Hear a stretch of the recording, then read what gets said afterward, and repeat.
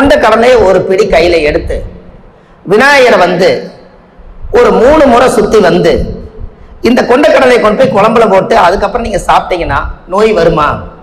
வினையை தீர்க்கக்கூடியவர் விநாயகர். கரெக்டுங்களா? 9 நவதானியம் இருக்குது. கரெக்டுங்களா ஐயா? சூரியனுக்கு கோதுமை, சந்திரனுக்கு நெல்லுன்னு நீங்க எல்லாரும் படிச்சிருப்பீங்க.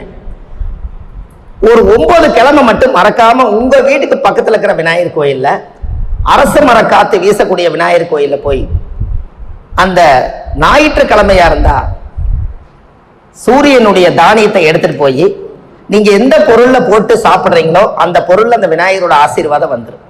திங்கக்கிழமை சந்திரன நெல்லு, அதையும் நீங்க அரிசி சாப்பிட்டால் நோய் தீரும். செவ்வாய்க்கிழமை துவரம் பருப்பு குழம்பு வச்சாலும் எல்லாமே விநாயகரை சுத்தி கொண்டு வாங்க. அப்ப அந்த நவதானிய குழம்பு ஒவ்வொரு நாளும் விநாயகர் கோயில்ல போய் ஒரு கிழமைக்கு நீங்க ஒரு மாசத்துல 9 நாள் செய்யுங்க, நோய் வரவே வராது.